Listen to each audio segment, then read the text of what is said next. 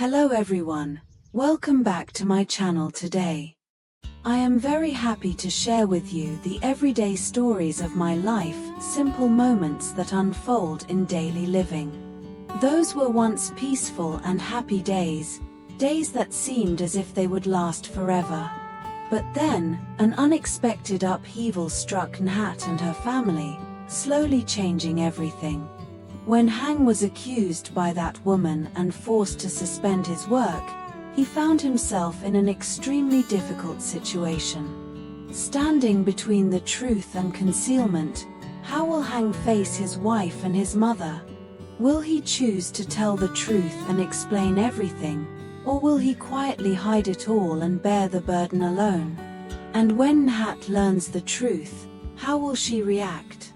Will trust, love, and family happiness remain intact, or will they be swept away by unforeseen storms? How will Hang resolve everything to protect his family, or will his decisions push everyone further apart?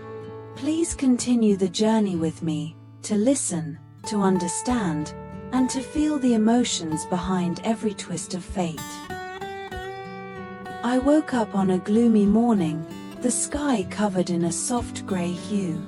Outside, raindrops fell lightly, and the familiar sound of birds that usually greeted each day was gone. Instead, there was only the gentle patter of rain tapping on the roof, filling the space with a quiet, chilly calm. In a corner of the garden, the chicks chirped softly as they followed their mother, pecking at the damp soil. The scene was peaceful and familiar, yet a quiet emptiness settled in my heart. Hang suddenly wrapped his arms around me from behind, his warmth spreading through the cold air. He whispered, "Are you cold, my wife?" I gently shook my head and looked toward the gate, the place where Long used to run around and play with Vang, our dog. Ever since Long left for school, the house had felt strangely quiet and lonely. I missed his small figure, his bright smile, and the sound of his laughter echoing across the yard. Hang noticed my silence and asked softly, "What are you thinking about?" I only shook my head again. Some feelings are too deep to put into words. He smiled gently and said, "Come on, let's go feed the chickens and ducks." Taking my hand, Hang led me down into the yard. In the corner of the house where we kept the bags of feed for the chickens and ducks, he picked up a small bucket, filled it with feed, and walked toward the coop. Because of the rain, the coop was carefully covered with tarps to keep the animals warm. Inside, the heating lamp was still glowing, casting a warm yellow light. When I lifted the top slightly, the ducks startled and hurried closer together, their small bodies pressing against one another. Their soft, nervous chirping sounded incredibly adorable. Hang and I stood there watching, smiling quietly at the scene. He poured the feed into the trough, the sound of grains falling echoing through the still air. The ducks rushed forward, pecking eagerly, jostling and chirping as they competed for food, filling the rainy morning with lively sounds. Watching them, Hang said with a hopeful tone, "When they grow up, we'll let them roam around here and fence this area off to make it bigger, okay?" I followed the direction of his hand and nodded quickly. In that moment, my heart felt warmer, as if those small plans, made with care and love, were gently carrying us through the rain and uncertainty of life, reminding me that we still had a home, a family, and quiet hopes for tomorrow. After we sat down at the table, the freshly brewed tea sent up curls of steam, spreading warmth throughout the small kitchen. My mother looked at Hang and asked gently, "Don't you have to go to work today, my son-in-law?" Hang hesitated for a moment. He seemed about to tell the truth, but then stopped. A trace of uncertainty passed through his eyes before he replied softly, "I'm taking the day off today, Mom." My mother didn't ask further. She simply nodded and continued in the practical tone of a woman who had spent her whole life with fields and gardens. "With weather like this, we should go down to the vegetable garden to harvest some greens to sell. Then we can go to the rice field and drain some water to catch the fish and bring them back to release into the pond at home. We'll keep a few to eat. I'm afraid if the rain keeps coming, the water will overflow and the fish will be washed away. That would be such a waste of money." I nodded in agreement, as these were familiar tasks we had done countless times. Hang quickly said, "Yes, Mom. Let's go." So the three of us headed down to the vegetable garden together. The dirt path was still soft and damp after the rain, carrying the earthy scent of wet soil. Before my eyes stretched a vibrant green rows of vegetables that had reached the time for harvest, their leaves plump and fresh, glistening with raindrops. Looking at the garden, emotions welled up inside me. I clearly remembered the days when these plants were just tiny seedlings. My mother and I had tended them every day, carrying buckets of water under the hot sun, and even on stormy days we still went out to check if the plants had been damaged. So much effort and sweat had been poured into this piece of land. Now the vegetables were fully grown, lush and ready to be harvested. I bent down to cut each bundle, my hands working steadily while my heart felt strangely full. Every bunch of vegetables was not only a gift from the earth, but also the result of the patience and hard work my mother and I had put in day after day.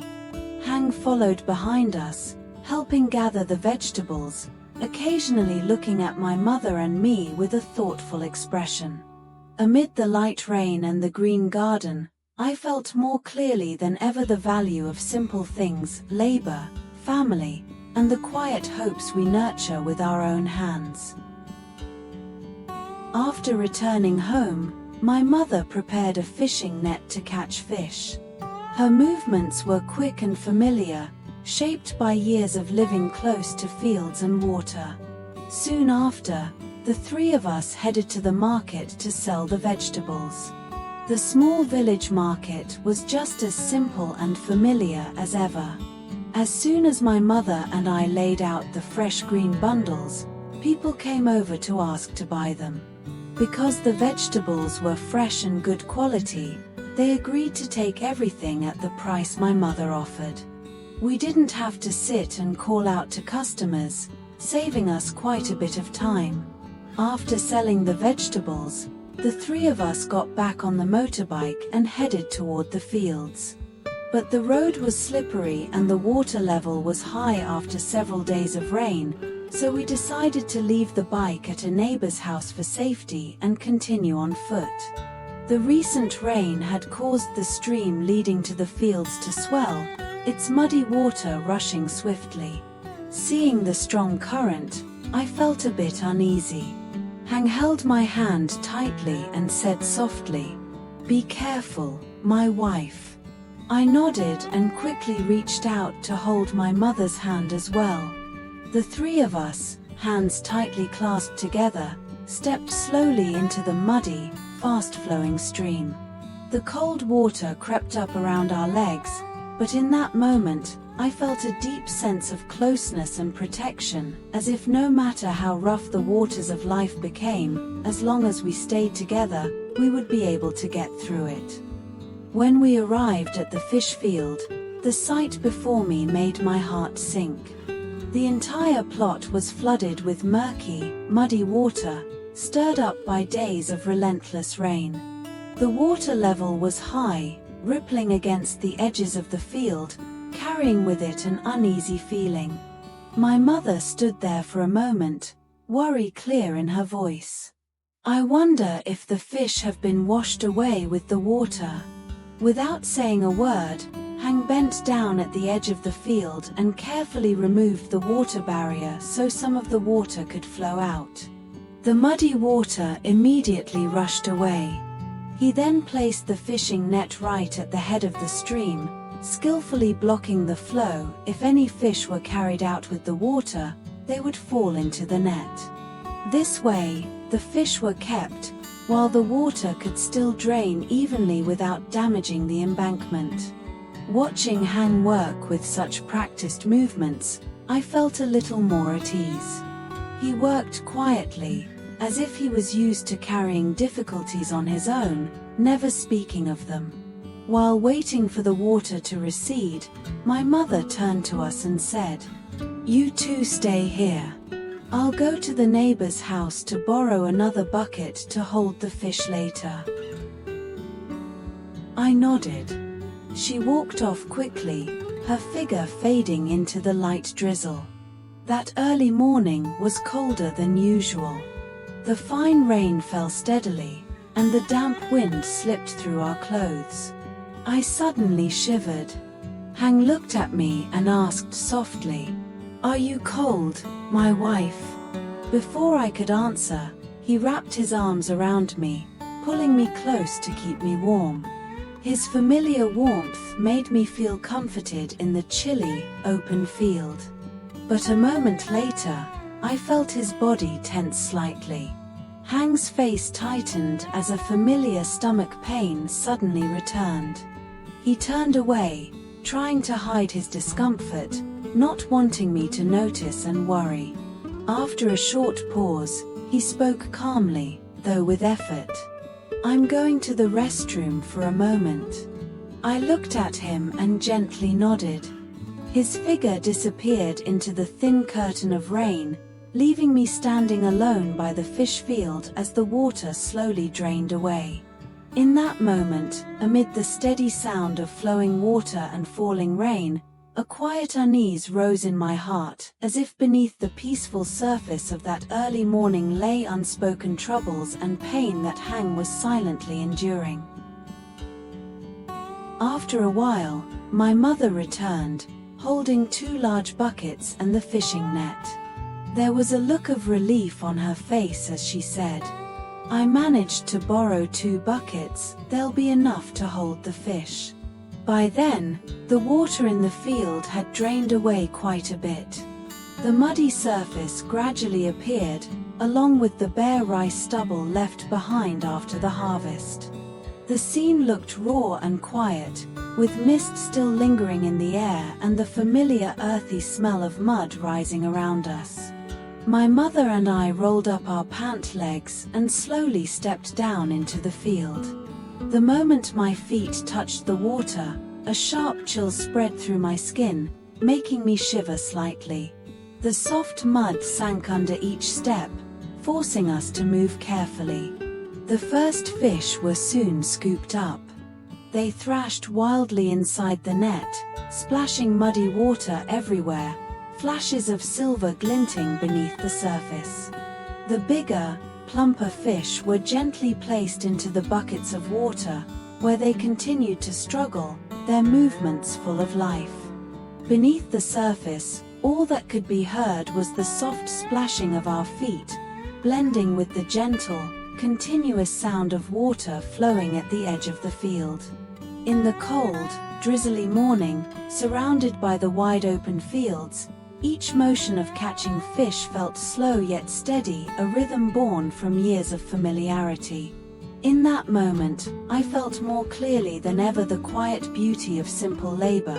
No noise, no show, just muddy hands, cold water seeping into the skin, and the small, genuine joy of watching our effort slowly fill the buckets before us. Each of us held a fishing net, standing in different directions, quietly closing in from all sides. Beneath the muddy water, the fish panicked, darting around in search of shelter among clumps of mud and leftover rice stubble. The rain continued to fall lightly, scattering small ripples across the surface of the water. Out in the open field, it felt as if only the 3 of us remained. The cold and fatigue faded away, replaced by focus and excitement flowing through every breath. Even now, when I think back and retell this moment, I still feel the same joy and thrill. Suddenly, my mother's excited voice rang out. "Oh my, it's a big one." A large fish thrashed violently in the water, too strong for my mother to catch on her own. I hurried over. The two of us each held one end of the net, working together in perfect rhythm. My mother gently guided the fish toward me, and I quickly lowered the net. The fish struggled fiercely, splashing water everywhere, but in the end, it was trapped safely inside. My heart raced with excitement as I carefully placed it into the bucket, the sound of water sloshing pleasantly. One by one, more fish were caught. When the first bucket was full, Hang walked over, glanced at it, and said with calm concern, "You two stay and keep catching fish. I'll take this bucket home first. If we leave them too long, they'll run out of oxygen and die." My mother nodded right away. "All right, son-in-law, go ahead." Hang lifted the bucket and walked away. I stood there watching his figure slowly fade into the distance, his steps sinking into the muddy field until he disappeared behind the embankment. The space around us grew quieter. Only my mother and I remained, along with the soft splashing of our steps and the gentle sound of rain falling. The two of us continued searching the field for the remaining fish. Though we were tired, my heart felt strangely warm. Amid the rain, the mud, and the wide-open fields, those simple moments, the laughter, the calling out to each other, and the shared joy became a beautiful memory, one that still fills my heart with warmth and peace whenever I think back on it. My mother and I finished catching all the remaining fish in the field. By then, Hang had returned. He looked around and asked, "Is that all, my wife?" I nodded. My mother sighed lightly and said, "I've been searching for a while and can't find any more, my child. They must all be gone now. Let's head home." We left the field behind and made our way back home, the rain having softened by then. The familiar path seemed shorter, perhaps because all of us felt relieved that the work was finally done. When we got home, Hang quickly released the fish into the pond near the duck coop. The water rippled gently as the fish slipped beneath the surface. He kept a few aside, planning to grill them for a warm meal. As he stepped back into the house, Hang sat down, his face showing clear signs of fatigue. Quietly, he thought to himself that lately his body had felt uncomfortable, frequent back pain, going to the bathroom more often than usual, and he didn't know what was wrong. He shook his head and muttered to himself, "Never mind." Just then, my mother and I arrived. She pointed toward the newly built small shelter and said, "Later we'll grill the fish here, my child. The kitchen inside is too cramped." I nodded. Hang followed us out, sat down, and began to start the fire. Soon, glowing red flames flickered to life, spreading warmth through the damp air. I went to the storage shed to get another bundle of firewood, brought it out, and chopped it into shorter pieces. Hang glanced over and said, "That's enough, my wife. Once the embers settle, we can start grilling." I nodded and sat down beside him. Holding my hands out toward the fire, I warmed them slowly. In that moment, surrounded by the soft crackle of burning wood and the gentle glow of the flames, the lingering chill faded away, replaced by a quiet sense of warmth, simplicity, and peace in our everyday life together. My mother sat down in a corner and split a few bamboo sticks, the sound of the knife striking bamboo crisp and clean. The fresh bamboo strips were trimmed thin and just the right size, ready to be used to clamp the fish for grilling. Her hands moved swiftly, practiced, as if she had been doing this her whole life. Nearby, Hang chose the biggest and plumpest fish. He carefully placed each one between two bamboo strips, adjusted them neatly, then tied both ends with bamboo strings to keep the fish from slipping out while grilling. I sat beside him, holding the clamps steady for him, occasionally turning them slightly so he could tie them more securely. Then I took two forked bamboo stakes and stuck them into the ground on either side of the fire to make a rack for grilling the fish. As the fish were placed over the fire, fat began to drip onto the glowing embers, making a soft sizzling sound. The embers burned bright red, radiating intense heat that warmed, almost scorched, my face. The heat of the fire mixed with the rich aroma of grilling fish, spreading through the air and completely chasing away the damp chill left by the rain. I sat there watching the flames flicker, watching Hang carefully turn each fish so it would cook evenly, while my mother stood nearby, occasionally reminding him, "Turn it gently, my child. Let it cook slowly, that way it will taste better." Surrounded by the glowing embers, the crackling of burning wood, and the fragrant smell of grilled fish, my heart felt unexpectedly warm. It wasn't just a simple meal of grilled fish, it was togetherness, quiet contentment, and the kind of ordinary moments that, when remembered later, would still bring a sense of comfort and warmth. The first batch of grilled fish was taken off the fire. The fish were golden and lightly charred, releasing a rich, mouth-watering aroma into the air. I went inside to get a bamboo tray and brought out a little seasoned salt for dipping. The three of us sat close together around the tray of still hot fish. Steam rose gently, and the smell filled the space. My mother looked at us warmly and said, "Go ahead and eat, my children. Fish tastes best when it's hot." I nodded. Hang carefully removed the crispy skin, picked out the tender white meat inside, and handed it to me. "Eat up, my wife. It's really good." I looked at him and pointed toward him, signaling that he should eat too. But I couldn't help noticing that lately he had been eating very little. Normally, grilled fish was his favorite, yet today I hardly saw him take a bite. My mother noticed as well. She turned to Hang and said, "Son-in-law, eat some.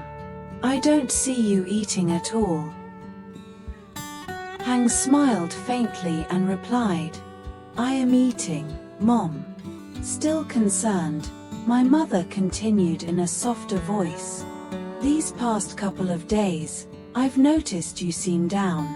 Are you sick, or is there something you're hiding from the two of us?" Hang shook his head. "I'm fine, Mom. There's nothing going on. I think I just caught a cold, so I feel a bit tired." I looked at him, worry rising in my chest. Hang turned to me gently and said, "I'm really fine. Go ahead and eat, my wife. You too, Mom." I lowered my gaze to the piece of fish in my hand, but unease lingered in my heart. Amid the fragrant grilled fish, the crackling embers, and the familiar warmth of togetherness, I sensed something unspoken in Hang's silence, a quiet weight hidden behind his forced smile. And so, another day quietly passed. The grilled fish was fragrant, the familiar laughter was still there, yet my heart felt heavy with worries I couldn't quite name. I could clearly sense that Hang was hiding something, a weariness, an unease he didn't want my mother or me to know about. As night fell, the fire died down, leaving only the lingering warmth of the small hut and the thoughts endlessly circling in my mind. What was Hang really enduring? And tomorrow, would everything finally become clear, or would that worry continue to linger? Thank you for listening to our family's story until the very end.